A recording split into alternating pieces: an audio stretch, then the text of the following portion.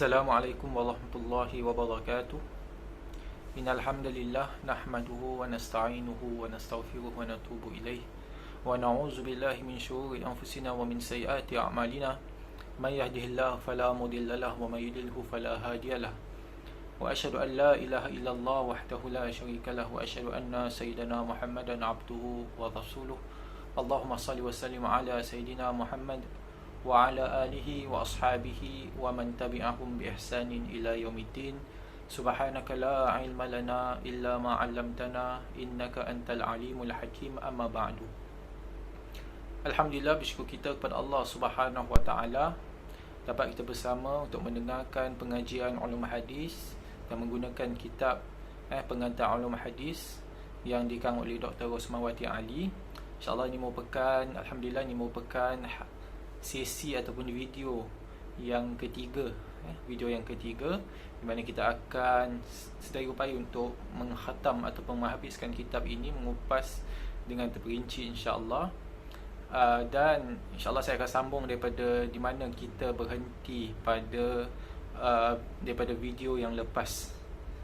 Dan di mana kita pada video yang lepas, kita ataupun saya ketika kita bersama mengupas beberapa muka surat yang di mana membincangkan tentang jenis-jenis hadis daripada pembahagian iaitu kepada dua, iaitu hadis riwayah dan hadis dirayah, dan kita bincangkan skop perbahasan kedua-duanya dan juga syarat-syarat hadis dirayah secara khususnya lah, alhamdulillah.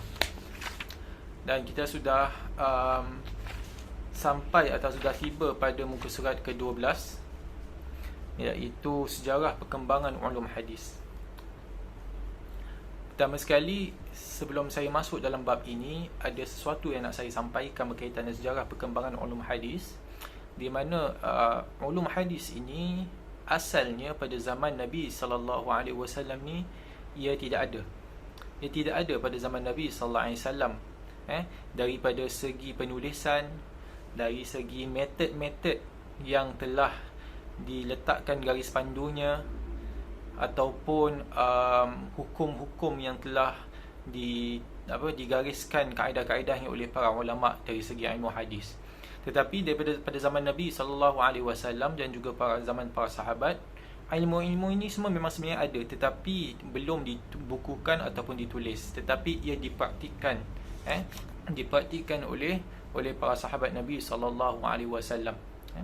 Jadi ulum hadis ini ia timbul selepas berzaman-zaman, pada zaman para sahabat, bermula selepas wafatnya Nabi SAW, kemudian pada zaman tabi'in khususnya bermulanya penulisan dan sebagainya, ataupun telah ditetapkan garis pandunya, dan juga pada zaman tabi'in dan zaman para salafus salih, dan di mana telah diwujudkan kitab-kitab yang menetapkan secara khususnya garis pandu dari dalam segi ataupun dalam subjek ulum hadis. Berdasarkan apa yang kita belajar sebelum ini dalam bab ataupun perbincangan tentang hadis dirayah ni, maka kita tahu bahawasanya yang memulakan penulisan ulum hadis ini secara pembukuan atau penulisan dan menetapkan garis pandunya adalah seorang alim atau seorang ulama alim besar yang bernama Al-Imam Ramahum Murzi. Ini ada disebut pada muka surat pengasas ilmu hadis dirayah pada muka surat 10, di mana muka surat seterusnya muka surat 11 disebut bahasa orang pertama yang bertindak sebagai perintis kepada pengajian ilmu hadis dirayah secara rasminya adalah Al-Qadhi Abu Muhammad Al-Hasan bin Abdul Rahman Al-Ramahumuzi, di mana dibincangkan ilmu ini secara khusus dalam tajuk-tajuk dalam kitabnya. Jadi itulah permulaan dalam perkembangan atau permulaan pembelajaran ataupun subjek ulum hadis pada sejarah dalam sejarah Islam, insya-Allah. Baiklah, pertama sekali, di mana penulis mengetengahkan ayat yang paling utama ataupun ayat yang utama dalam perkembangan ilmu hadis, di mana dia merujuk kepada firman Allah Subhanahu wa taala dalam surah Al-Hujurat ayat 6, di mana Allah Subhanahu wa taala berfirman, ya ayyuhalladzina amanu in ja'akum fasiqun binaba'in fatabayyanu. yang bermaksud, wahai orang beriman, jika datang kepada kamu seorang yang fasik yang membawa berita ataupun membawa khabar, membawa sesuatu khabar kepada kamu, maka selidiklah ataupun tentukanlah kesahihannya ataupun kebenarannya dahulu sebelum kamu ambil berita tersebut dan kamu sebarkan ataupun kamu amalkan berita tersebut. Okay? Mudah untuk kita fahami ayat ini bahawasanya kerana pada zaman Nabi SAW sebenarnya ia mudah untuk kita mengenal pasti seseorang. Masyarakat Arab pada zaman Nabi SAW ini, kalau dekat Madinah, kita khususan dekat Madinah, biasanya para sahabat mereka mengenali siapa yang tinggal di kalangan orang Islam dan orang yang bukan Islam, di kalangan orang Nasrani ataupun orang Yahudi ataupun di kalangan orang munafik pun para sahabat mereka tahu. Daripada seperti yang diberitahu oleh Nabi SAW lah. Dan susah untuk seorang itu tidak dikira sebagai seorang yang tidak dikenali, kecuali kalau dia memang datang daripada luar Madinah ataupun di kalangan masyarakat orang Badui yang tinggal dekat padang pasir, atau memang orang asing lah, orang asing. Maka para sahabat mungkin dalam hal itu mereka tidak kenal, tapi kebanyakan masa mereka kenal siapa yang ada dekat Madinah ketika itu. Maka apabila seseorang itu datang bawa berita, maka para sahabat akan kenal pasti siapa orang tersebut. Adakah orang ini adalah orang yang fasik ataupun orang yang tidak. Pasal mereka kenal, kadang bukan kenal saja nama dia, tetapi kenal akan latar belakang orang tersebut, sama ada orang ini adalah orang yang dipercayai ataupun orang ini tidak boleh dipercayai, ataupun orang ini pernah menipu atau berbohong, walaupun sekali mereka kenal. Jadi ayat ini merujuk kepada para sahabat juga. Dan juga pada kita, kalau seorang itu kita kenali sebagai orang yang fasik ini adalah orang yang banyak buat dosa, maka berita yang dibawa atau kata-kata dia itu bukan makna kita boleh tolak, tetapi kita kena pastikan kebenaran dia dahulu. Kita kena selidik sama ada apakah apa yang dia cakap itu adalah berita yang benar.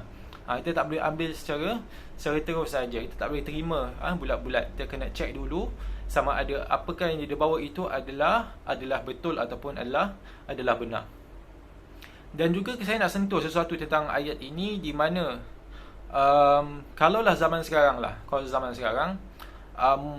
di mana masyarakat manusia ni dah makin ramai, dan kita khususkanlah contoh di Singapura, di mana kalaulah seorang itu bawa berita dan kita tidak mengenalinya, kita tak tahu sama ada dia adalah orang yang fasik ataupun tidak.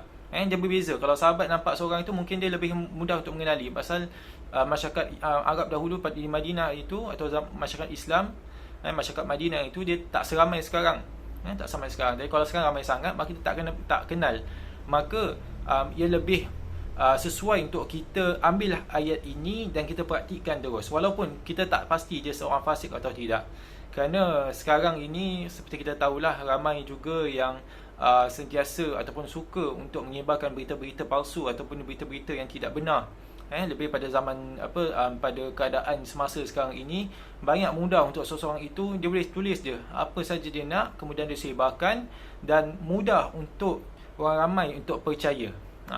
Tak susah sebenarnya untuk mereka menipu, sama ada atas nama seseorang lain, atau lebih dahsyat lagi, menipu atas nama Nabi SAW. Mereka tambah je kat depan kata-kata mereka bahawasanya Nabi SAW bersabda, kemudian mereka tulislah apa yang mereka nak. Kalau mereka nak tambah kuatkan, mereka tambahlah Imam Muslim contoh, ataupun Imam Bukhari letak kat belakang kata-kata mereka itu. Maka mudah untuk dipercayai. Jadi apa-apa yang kita terima daripada berita, kalaulah sumbernya kita tidak dapat pastikan, atau seorang itu main tulis saja kat Facebook ataupun dekat WhatsApp mereka sebarkan, maka janganlah kita ambil dahulu secara terus menerus. Jangan kita terima saja bulat-bulat, tetapi kita kena pastikan kesahihan beritanya. Kerana seperti kita tahulah, seperti saya katakan tadi, ada juga ramai yang ingin mendapatkan atau mengambil kesempatan, ataupun ada agenda-agenda sendiri, yang sebab tu mereka menipu atau memalsukan kata-kata mereka dan menggunakan dengan salah nama Nabi sallallahu alaihi wasallam dalam kata-kata mereka. Dan juga dinukilkan sebuah hadis yang diriwayatkan oleh Ibn Mas'ud radhiyallahu anhu dan juga ramai di kalangan para sahabat yang lain. Sebuah hadis, status hadis hasan, iaitu Nabi sallallahu alaihi wasallam bersabda, "Nadallahi an sami'a minni maqalati fa hafizaha wa wa'aha wa addaha kama sami'a fa rubba muballigh aw 'amin sami'." Hadis ini juga diriwayatkan ramai di kalangan para sahabat dengan lafaz-lafaz yang berbeza. dan ia diriwayatkan oleh Imam Ahmad, Imam Tirmizi, Ibn Majah, dan lain-lain lagi. Di mana maksud hadis ini, Allah Subhanahu Wa Taala mengelokkan seseorang atau keadaan seseorang yang mendengar sesuatu daripadaku. Nabi SAW kata bahawasanya Allah akan mengelokkan keadaan seseorang yang mendengar sesuatu daripadaku, ataupun apa yang aku cakap dia dengar, lalu dia menjaganya, memahaminya dan menyampaikan kepada orang lain sama sebagaimana yang dia dengar. Macam mana dia dengar daripada Nabi SAW itu, dia jaga, dia faham dan dia sampaikan macam gitu juga, tidak ada tokok tambah dan sebagainya. Kemungkinan orang yang disampaikannya itu lebih memahami daripadanya, ataupun orang yang mendengar ataupun penyampai. Jadi daripada hadis ini, Nabi SAW memberitahu kita bahawasanya kelebihan untuk kita menyebarkan kata-kata Nabi SAW daripada sunnah-sunnah Nabi SAW, ataupun secara umumnya menyebar ilmu. Ini adalah satu yang disuruh ataupun merupakan tanggungjawab kita sebagai orang Islam kepada saudara Islam kita yang lain. Jadi kalau seorang itu tidak mengetahui sesuatu dan kita tahu, maka itu adalah tanggungjawab kita untuk sampaikan dan untuk menyebarkan dakwah tersebut. Maka kita lihat apa yang penulis ambil ataupun rumuskan daripada kedua dalil ini, di mana bertolak daripada kedua nas ini ataupun dalil ini adalah merupakan titik tolak di mana para sahabat mereka begitu berhati-hati dalam menukil ataupun menerima sebuah hadis yang sampai kepada mereka, dan juga mereka mengambil ataupun mengamalkan sikap berhati-hati dan menyampaikan hadis, di mana mereka kalau nak sampaikan hadis, mereka cuma berikan ataupun sampaikan kepada orang yang mereka percaya, ataupun orang yang boleh dikira sebagai orang yang beramanah, ataupun orang yang beriman. Kalaulah seorang itu mereka meragu-ragu akan keadaan dia ataupun latar belakang dia, dan kalau orang tersebut walaupun diragui tapi dia bawa hadis, dia nak sampaikan kepada para sahabat, maka para sahabat tidak teragak-agak untuk menolak hadis yang dibawa orang tersebut. Ini semua adalah usaha para sahabat dalam menjaga ketulinan hadis Nabi SAW dan menjaganya daripada diubah suai ataupun dipalsukan dan sebagainya. Daripada sini kita boleh nampak, walaupun pada zaman sahabat ini belum ada subjek ulum hadis, tetapi mereka telah amalkan kaedah-kaedahnya dalam kehidupan mereka, dalam interaksi mereka terhadap hadis Nabi SAW. Kita masuk pada muka surat 13 di atas, di mana penulis juga mengatakan bahawasanya ulum hadis ini dia berkembang sama ataupun seiring bersama-sama dengan perkembangan ilmu periwayatan dan pemindahan hadis dalam Islam. Maksudnya apa? Hadis yang kita dah belajar, perbahagian hadis iaitu dirayah dan riwayah ni dia berjalan bersama. Apabila berlakunya perkembangan daripada segi periwayatan hadis, maka akan timbulnya satu kaedah dalam hadis yang dikira sebagai hadis dirayah. Ia bermula selepas kewafatan Rasulullah SAW, ketika mana para sahabat mereka ambil berat untuk mengumpulkan hadis Nabi. Hal itu kerana dikhawatiri hadis tersebut hilang daripada jagaan para perawinya. Kerana Nabi SAW selepas itu wafat, maka sebagian para sahabat mereka risau, takut hadis Nabi SAW akan hilang daripada ingatan ataupun daripada jagaan perawi ataupun para sahabat yang mengambilnya daripada Nabi SAW. Sebab itu para sahabat dan juga para tabi'in, iaitu tabi'in ini adalah mereka golongan generasi yang datang selepas sahabat. Mereka belajar dan berjumpa dengan para sahabat, tetapi mereka tidak dapat berjumpa atau tidak sempat untuk berjumpa dengan Nabi SAW. Para sahabat dan tabi'in mereka gariskan kaedah-kaedah yang khusus dalam menerima sebuah hadis. Di mana kaedah ini ia diguna pakai dan dikembangkan mengikut peredaran ataupun perkembangan cabaran terhadap hadis yang dialami ataupun dihadapi oleh para ulama ataupun ahli hadis. Mereka juga turut mencipta kaedah-kaedah lain untuk mengkaji sesebuah hadis itu daripada aspek penerimaan dan penolakannya, dan juga untuk mengetahui perawi manakah yang diterima periwayatannya ataupun ditolak. Daripada perkembangan ilmu hadis ini, di antaranya adalah di mana para sahabat dan para tabi'in mereka cipta kaedah-kaedah yang lain selain daripada kaedah-kaedah untuk untuk kembangkan ataupun mengenal pasti cara untuk penerimaan atau periwayatan hadis. Pada masa yang sama adalah untuk mengetahui sama ada perawi itu boleh tak diterima dalam hadis tersebut. Kalau seorang perawi itu tidak boleh diterima, maka hadis tersebut ditolak, ataupun ada syarat-syarat yang tidak dipenuhi kriteria oleh sebahagian dalam oleh seorang perawi ataupun beberapa perawi di dalam hadis tersebut, maka hadis itu boleh statusnya boleh jadi kuat ataupun boleh jadi lemah ataupun boleh jadi palsu dan sebagainya. Sebab itu para tabi'in, para salafus salih seperti para sahabat, para tabi'in dan tabi'in, mereka memperkenalkan syarat-syarat meriwayat hadis dan jajalannya, kaedah al-jarh wa ta'dil, serta kaedah yang berkaitan dengan ulum hadis. Ini semua insya-Allah kita akan kupas lebih lanjut lagi. Maka masa telah berlalu di mana ahli hadis memperluaskan kajian mereka dalam ulum hadis. Mereka telah membariskan matan hadis dan menerangkan bagaimanakah cara untuk menerima dan menyampaikan kepada orang lain.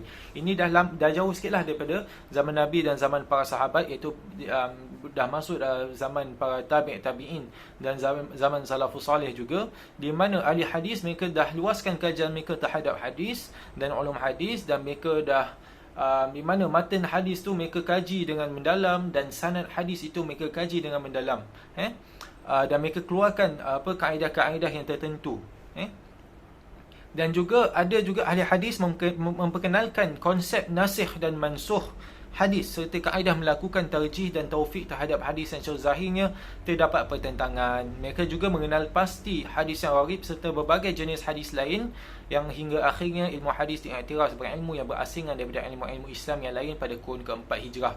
Maksudnya dalam paragraf ataupun dalam rangkap ini, bahawasanya selepas perkembangan berlaku dan pada zaman para salafus salih telah wujudnya kaedah-kaedah untuk orang kata tu untuk mengenal pasti ataupun melakukan kajian terhadap hadis yang di mana mungkin ada hadis yang bercanggah ataupun ada bercanggah daripada segi zahir lah, pertentangan dari segi zahir, dan mereka mengenal pasti masalah-masalah yang ada wujudnya secara zahir pada hadis-hadis yang pelbagai, sehinggalah pada kurun keempat ilmu hadis ataupun ulumul hadis dikenal pasti sebagai sebuah subjek secara rasminya, yang di mana subjek ini berbeza daripada subjek-subjek lain ataupun topik-topik ilmu-ilmu lain dalam agama Islam.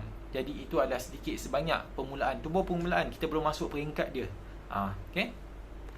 Baik, kita masuk pada peringkat pertama, dan sudah tentu peringkat pertama itu adalah peringkat ia bermula selepas kewafatan Rasulullah SAW sehingga akhir kurun pertama hijrah. Maksudnya adalah selepas Nabi SAW wafat, maka itu adalah zaman Khulafa' Rashidin. Kalau kita belajar daripada sejarah Islam lah, itu Khulafa' Rashidin. Ini adalah peringkat yang pertama. Kita tengok di peringkat ini, di mana para sahabat Nabi SAW mereka menggunakan beberapa kaedah dalam menerima dan periwayatan hadis. Muka surat yang seterusnya, pada muka surat 14. Pertama sekali, selepas Nabi SAW wafat, muka surat 14. Selepas wafatnya Nabi SAW, para sahabat, step ataupun langkah pertama dalam periwayatan hadis, mereka mengurangkan periwayatan hadis. Kenapa? Kerana dibimbangi tersalah ataupun terlupa yang mana ia akan membawa kepada pembohongan terhadap Nabi SAW. Nah, pada zaman Nabi, kalau Nabi SAW masih hidup dan para sahabat mereka tidak pasti tentang sesuatu, maka mereka akan rujuk kepada Nabi SAW. Kalau sesuatu hukum mereka tidak pasti, maka mereka akan rujuk kepada Nabi SAW. Kalau sesuatu yang mereka tidak tahu, mereka akan rujuk kepada Nabi. Kalau mereka lupa akan kata-kata Nabi SAW, maka mereka akan tanya Nabi, adakah betul engkau cakap macam gini ya Rasulullah? Adakah ini benar kata-katamu ya Rasulullah? Maka mereka akan pastikan. Tapi Nabi SAW sudah tiada, sudah wafat. Maka para sahabat mereka risaukan, takut-takut kalau ada tersalah atau ada terlupa dalam hadis, sebuah hadis yang mereka terima, kemudian mereka nak riwayatkan kepada orang lain, kemungkinan adanya kesilapan besar di sana.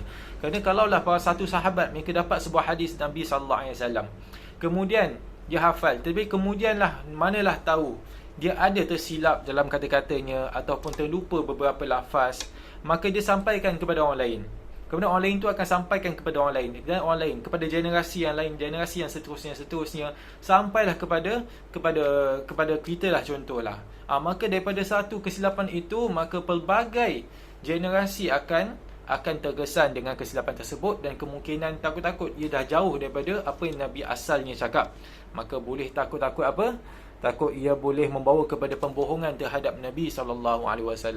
Contoh, para sahabat yang mengurangkan hadis seperti Abu Bakar, di mana kita tahu Abu Bakar dan kita kenal Abu Bakar radhiyallahu anhu, salah seorang sahabat Nabi SAW, dan merupakan yang paling rapat dengan Nabi, yang paling dikenali di kalangan para sahabat, dan kita tahu sejarahnya dan kisahnya di mana pengorbanannya terhadap Islam dan kasih sayangnya terhadap Nabi SAW. Dan kita tahulah, memang kita tak boleh sangkal bahawa dia adalah yang paling rapat dengan Nabi SAW. Tetapi hatta Abu Bakar ini, bagi siapa yang mempelajari hadis, maka mereka akan dapati sebenarnya Abu Bakar tak banyak meriwayatkan hadis, walaupun beliau merupakan orang yang paling rapat dengan Nabi dan banyak mendengarkan hadis Nabi SAW, tapi dia kurang meriwayatkan hadis selepas kewafatan Nabi SAW. Dan juga ada beberapa di kalangan para sahabat yang lain, seperti disebutkan Imran bin Husain, Abu Ubaidah dan lain-lain lagi, di mana mereka hanya meriwayatkan beberapa hadis saja, ataupun ada yang tak meriwayatkan hadis terus. Dan juga begitu juga Abu Hurairah. Walaupun kita kenal Abu Hurairah ini merupakan seorang sahabat Nabi SAW yang paling terkemuka dalam ilmu dalam periwayatan hadis, dan dia merupakan sahabat yang paling banyak meriwayatkan hadis, paling banyak meriwayatkan hadis secara rasminya. Tapi selepas Nabi SAW wafat, dia tak banyak meriwayatkan hadis kepada orang lain. Kenapa? Untuk mematuhi perintah Sayyidina Abu Bakar dan Sayyidina Umar ketika kedua-duanya menjadi khalifah, agar mengurangkan perintahnya daripada Abu Bakar dan Umar radhiyallahu anhuma adalah untuk mengkurangkan riwayat selepas kewafatan Nabi SAW. Kenapa nak kurangkan? Sebabnya adalah kerana dibimbangi tersalah ataupun terlupa dalam periwayatan, dan ia akan membawa kesannya adalah takut-takut boleh jadinya pembohongan terhadap Nabi SAW dan penyebaran ataupun pemberian berita ataupun hadis yang palsu kepada orang yang lain. Itu adalah nombor satu, iaitu pengurangan periwayatan hadis selepas wafatnya Nabi. Kemudian yang kedua adalah terlalu teliti ketika menerima dan meriwayat hadis. Tadi kita kata pengurangan, dia mengurangkan riwayat hadis, bukan maksudnya tak ada periwayatan terus. Ada, tetapi sedikit ataupun kurang. Maka kalaulah ada, maka para sahabat mereka sangat teliti dalam penerimaan dan periwayatan hadis. Ini adalah pada poin nombor 2, di mana para sahabat memberikan penekanan terhadap sanad dan matan sesebuah hadis, dan mereka hanya menerima hadis yang mutawatir, hadis yang masyhur dan tidak bertentangan dengan Al-Quran. Iaitu kita tengok sini, para sahabat Nabi SAW selepas wafatnya Nabi, mereka kurang dalam periwayatan hadis. Tetapi kalau mereka ada meriwayatkan hadis, kalaulah ada, maka mereka sangat teliti. Mereka sangat memberikan penekanan terhadap sanad hadis dan matan hadis. Mereka hanya meniwati hadis mutawatir adalah hadis yang di mana ia diriwayatkan lebih daripada beberapa sahabat. Kerana kalau ramai orang meriwayatkan sebuah hadis, maka ia akan menunjukkan bahawasanya kebenarannya itu lebih menonjol. Dia macam kalaulah saya bawa berita bahawasanya besok cuti, besok ni public holiday, besok cuti rasmi, dan saya kata bahawasanya ia adalah telah ditetapkan oleh kerajaan. Tetapi saya beritahu kepada orang lain, mungkin susah untuk dia terima, kerana dia tengok berita, dia tengok Facebook, dia tengok laman-laman dan sebagainya, tak jumpa. Tapi dia dengar daripada kata-kata saya dia. Dan bila dia tanya saya, daripada mana awak dapat? Saya dapat daripada seorang ataupun daripada saya sendiri saja. Tak ada orang lain cakap, maka susah untuk terima. Tapi kalau saya kata bahawasanya ini telah dikatakan oleh ramai orang, saya berikan nama, ni saya dapat daripada 5 ataupun 6 sumber orang yang berbeza, maka lebih mudah untuk terima berita tersebut. Lebih mudah ataupun lebih benar berita tersebut. Jadi itu adalah hadis yang mutawatir. Itu hadis yang di mana ia diriwayatkan oleh ramai di kalangan para sahabat, yang di mana bilangannya itu ia mencecah satu jumlah bilangan yang di mana ia susah untuk sesiapa menipu ataupun berbohong atas nama Nabi SAW. Jadi contoh sebuah hadis ini diriwayatkan bukan satu ataupun dua, tetapi 10 para sahabat. maka ia menunjukkan bahawasanya hadis tersebut adalah hadis yang lebih kemungkinannya hadis yang sahih. Tetapi tentang hadis mutawatir ini, insyaAllah nanti kita akan kaji tentang hadis mutawatir bila tiba masa dia. Hadis mutawatir ini, ia tidak semestinya ia adalah sebuah hadis yang sahih. Mutawatir ni tidak semestinya hadis tersebut menjadi sahih. Kerana ada juga hadis yang mutawatir tetapi hadisnya ternyata hadis yang dhaif atau hadis yang palsu. Tetapi ia merupakan salah satu kriteria ataupun salah satu tanda yang menunjukkan hadis itu boleh jadi ada can ataupun ada kemungkinan hadis itu hadis yang diterima ataupun hadis yang sahih. InsyaAllah tentang hadis mutawatir kita akan bincang bila tiba masa dia lah dalam kitab ini. Dan juga mereka hanya menerima hadis yang masyhur. Hadis masyhur ni bawa masuk kepada hadis yang diriwayatkan oleh ramai. Dia boleh bawa masuk masyhur dalam kategori hadis yang ahad ataupun masyhur dari segi erti makna dia, ia popular lah, tersebar di kalangan orang ramai. Dan ia juga merupakan salah satu tanda bahawasanya hadis itu boleh jadi hadis yang benar ataupun hadis yang betul kerana ia tersebar dan ia merupakan sebuah hadis yang diterima pakai. Tapi ini pun hadis yang masyhur ni tak semestinya ia adalah hadis yang sahih lah, kerana kita sendiri tahulah ada hadis yang palsu tetapi ia tersebar di kalangan masyarakat kita. Ni kita kena hati-hati. Tak semestinya kalau ramai-ramai semua pernah dengar hadis tersebut ataupun membaca hadis tersebut, ia tidak memberikan keyakinan 100% bahawasanya hadis tersebut adalah hadis yang sahih. Boleh jadi ramai-ramai dapat berita yang salah ataupun hadis yang palsu, kemudian tidak ada yang mempunyai kepakaran ataupun ilmu untuk menentukan status ataupun nilainya hadis tersebut, maka semua amalkan saja. Ini biasa berlaku. Seterusnya pada poin yang kedua, jika perawi yang membawa hadis itu membawakan hadis tidak pernah didengari ataupun diketahuinya syak kepada perawinya dari sudut keadilan, dhabit, kesiqahan ataupun hati mereka berasa ada ragu-ragu, mereka akan meminta saksi, bukti, sumpah ataupun sebarang keterangan yang boleh meyakinkan bahawa hadis tersebut adalah hadis Rasulullah SAW. Para sahabat dalam mereka teliti dalam penerimaan ataupun periwayatan hadis, di antara langkah yang mereka ambil juga adalah kalaulah mereka nak dengar ataupun seorang itu bawa hadis, mereka dengar hadis daripada seseorang, tapi hadis tu mereka tak pernah dengar daripada Nabi dan tak pernah dengar daripada sahabat lain, itulah hadis yang baru, kata-kata yang baru. Dan mereka kemungkinan juga pada masa yang sama mereka syak, mereka ada, orang kata tu, ada keraguan terhadap orang pembawanya atau orang yang nak penyebutnya. Kemungkinan mereka rasa orang ini macam tak boleh dipercayai sangat, ataupun mereka ragu akan kesiqahan, iaitu kepercayaan orang tersebut, ataupun mereka kalau ada sedikit pun syak wasangka di dalam hati mereka, maka para sahabat mereka akan minta saksi. Maksud saksi ni apa? Kamu dapat hadis ini, siapa saksi kamu? Ada tak para sahabat yang lain ataupun orang lain yang bersama dengan kamu?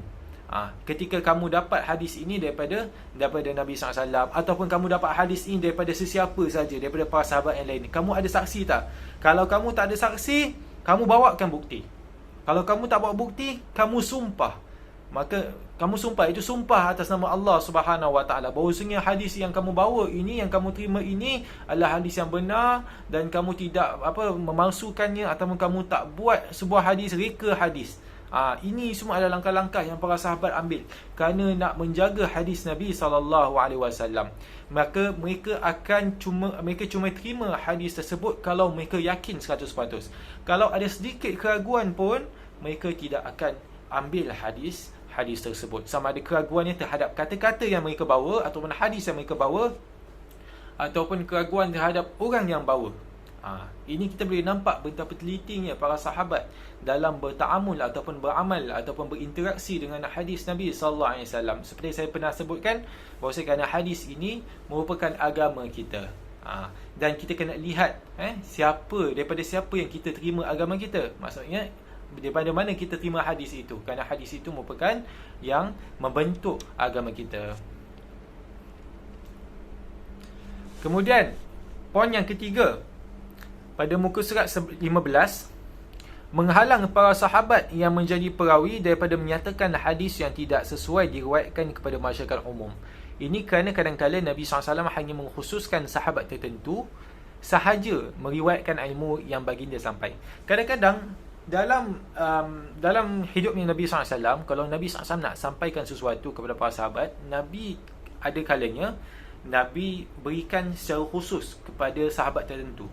Ini kita kena check lah. Sebab tu kadang kita kalau jumpa sebuah hadis, tak semestinya hadis itu untuk umum. Boleh jadi hadis tu khusus. Kadang khusus untuk Nabi SAW saja. Kadang ia khusus untuk sahabat, satu sahabat ataupun dua sahabat. Dia tak umum untuk semua. Jadi kita kena check. Itu yang dinamakan sebuah dalam ulum hadis adalah sebuah topik yang bernama sabab wurudil hadis. Sebab wujudnya ataupun sebab disebutnya hadis tersebut. Jadi kita kena check. Kadang-kadang kadang-kadang para sahabat mereka terima hadis tu hanya untuk diri mereka, bukan untuk orang lain. Jadi poin nombor 3 ni, di mana para sahabat menghalang seseorang itu menjadi perawi ataupun mengatakan jangan kamu sampaikan hadis ni kerana hadis ini bukan untuk masyarakat umum ataupun tidak sesuai diriwayatkan atau disampaikan kepada masyarakat umum. Maka Nabi SAW akan lihatlah daripada beberapa aspek-aspek seperti kecerdikan, amalan, kefahaman dan kekuatan akidah dan sebagainya dimiliki oleh sebahagian sahabat. Maka Nabi SAW akan berikan hadis ataupun kata-kata yang khusus untuk sahabat yang tertentu. Contoh yang diberikan adalah sebuah hadis riwayat Muaz bin Jabal, di mana Nabi SAW bersabda, siapa yang mengucapkan la ilaha illallah dengan hati yang ikhlas, maka Allah akan mengharamkan ke atasnya api neraka. Maka Muaz bin Jabal radhiyallahu anhu bertanya kepada Nabi SAW, boleh tak aku sampaikan hadis ini kepada yang lain? Kerana kebiasaannya Nabi suruh kita untuk sebarkan apa-apa yang dia dengar ataupun mereka terima daripada Nabi SAW, kerana itu adalah ilmu.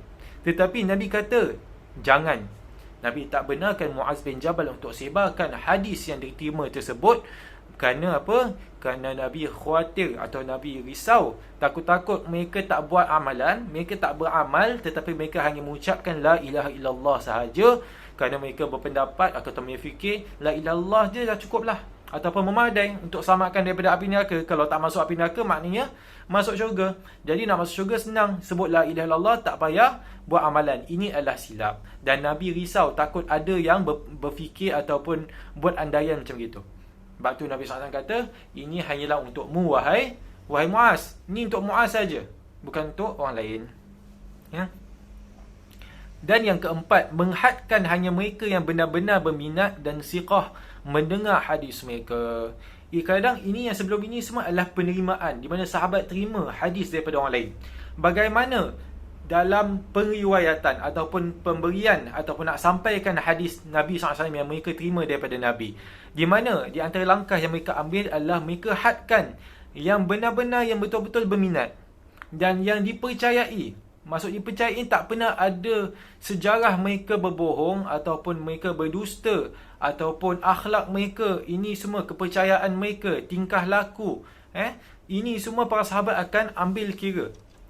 Kalau ada yang tidak kena, maka mereka takkan kategorikan di antara mereka yang siqah ataupun dipercayai. Maka para sahabat tidak membenarkan mereka yang tidak dikenali atau diragui atau mereka yang suka buat cerita menghadiri majlis ilmu mereka. Para sahabat yang banyak meriwayatkan hadis, biasa mereka akan buat majlis ilmu. Di mana mereka ada pelajar-pelajar mereka ada jemaah-jemaah mereka, di mana mereka akan datang dan mendengarkan hadis Nabi sallallahu alaihi wasallam, dan mereka akan ambil hadis tersebut ataupun terima hadis tersebut daripada para sahabat itu.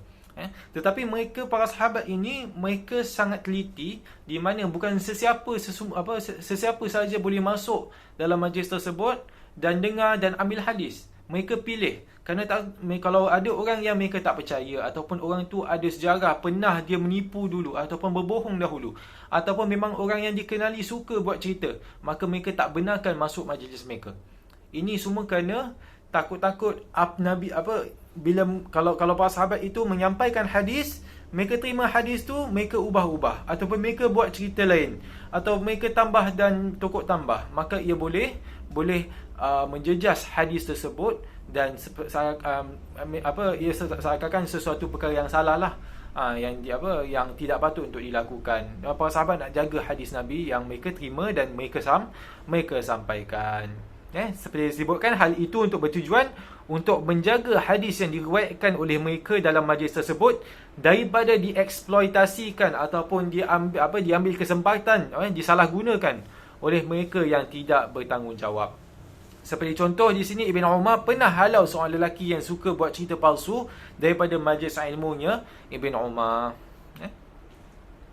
Dan para sahabat amat berpegang teguh kepada hadis Nabi SAW. Sebagaimana sabdanya Nabi SAW, "Man haddasa anni bihadisin yura annahu kadhibun fahuwa ahadul kadhibin."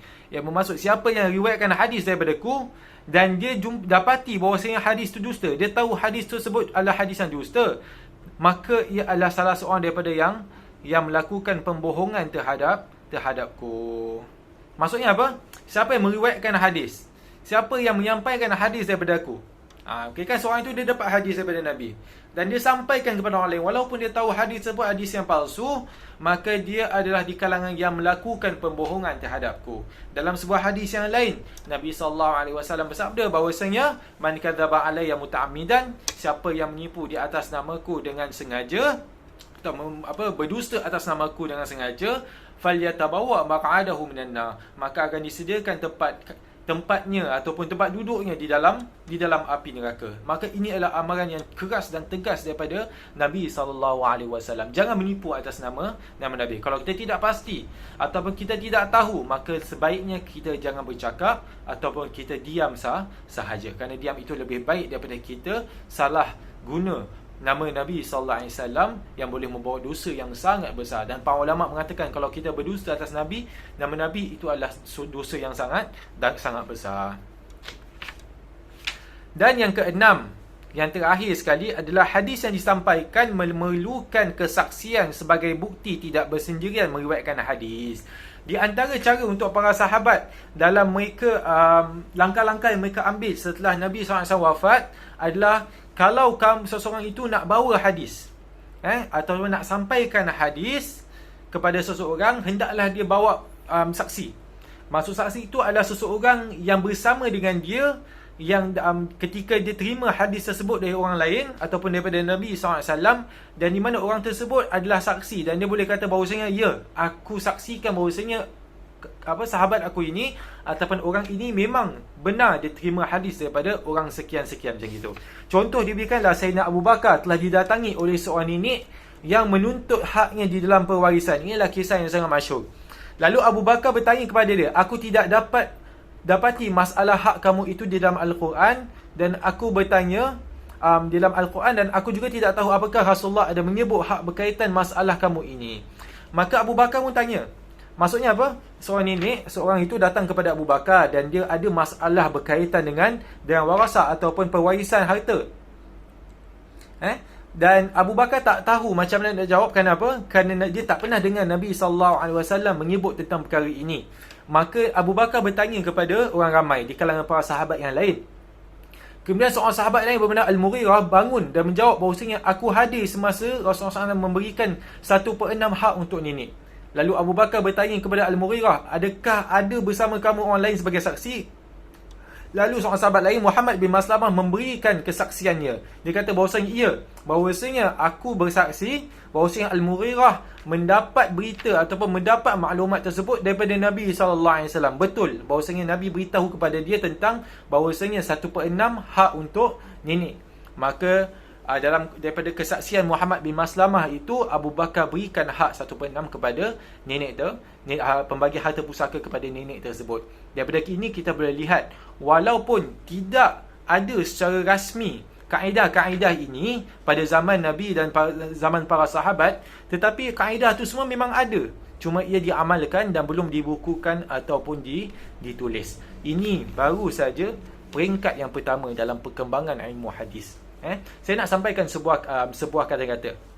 Kata-kata ini ia diriwayatkan oleh Al-Imam Muslim daripada Muhammad bin Sirin ataupun seorang Ibn Sirin dikenali, dan dinukilkan dan diletakkan atau disebut di dalam muqaddimah dalam kitab Syarah Sahih Muslim, di mana Ibn Sirin atau Muhammad bin Sirin mengatakan bahawasanya lam yakunu yas'aluna 'anil isnad falamma waqa'atil fitnah qalu sammu lana rijalakum fa in kanu min ahli sidqi fayu'khazu hadisahum wa in kanu min ahli bid'ah min ahli bid'ah fala yu'khazu hadisahum. Maksudnya apa? Itu secara saya rasalah yang pada akhirnya apa yang saya sebutkan tadi tu, kemungkinan perkataan ini macam gitu, tapi makna dia sebegini. Maknanya adalah bahawasanya Muhammad bin Sirin mengatakan dahulu ketika zaman Nabi zaman para sahabat, mereka tidak bertanya tentang sanad. Jarang mereka bertanya tentang sanad. Mereka maksudnya tanya sanad apa? Mereka tanya siapa, daripada mana kamu dapat, siapa orang-orang yang kamu dapat ini, siapakah mereka, tanya latar belakang dan sebagainya. Tetapi apabila terjadinya fitnah iaitu fitnah ni maksudnya banyak pembohongan, pemalsuan hadis berlaku, penipuan berlaku di kalangan masyarakat Islam, maka mereka akan bertanya, sammu lana rijalakum, berikanlah state ataupun senaraikanlah rijalakum, ataupun orang-orang yang kamu siapa yang kamu terima, siapakah yang orang-orang yang kamu dapat hadis ini, siapakah mereka. Ini menunjukkan di mana usaha para sahabat dalam menjaga ketulenan hadis Nabi sallallahu alaihi wasallam. Insya-Allah kita akan sambung pengajian kita pada video yang akan datang. Semoga kita semua raih manfaat dan faedah daripada perkongsian ini. Ya, ini baru satu peringkat peringkat selepas wafatnya Nabi sallallahu alaihi wasallam hingga akhir kurun yang pertama, iaitu zaman para sahabat Nabi sallallahu alaihi wasallam. Daripada pembelajaran ini mungkin kita boleh lihat bagaimana pentingnya menjaga hadis Nabi sallallahu alaihi wasallam dan ketulenannya, kerana ia merupakan agama kita dan juga merupakan tanggungjawab kita dalam menjaga apa yang telah disampaikan oleh Nabi kita. Kerana apa yang disebutkan oleh Nabi sallallahu alaihi wasallam ini merupakan orang kata tu panduan hidup. Dan janganlah kita orang kata tu ubah panduan hidup ataupun kita ambil ringan terhadap panduan hidup kita. Wallahu taala alam. Saya tutup dengan tasbih kafarah dan surat al-asr. Subhanakallahumma wa bihamdika asyhadu an la ilaha illa anta astaghfiruka wa atubu ilaik. Bismillahirrahmanirrahim. Wal 'asr innal insana lafi khusr illa alladhina amanu wa 'amilus solihat wa tawasaw bil haqqi wa tawasaw bis sabr. Aqulu qawli hadha wa astaghfirullahal azim li wa lakum. Wassalamu alaikum warahmatullahi wabarakatuh.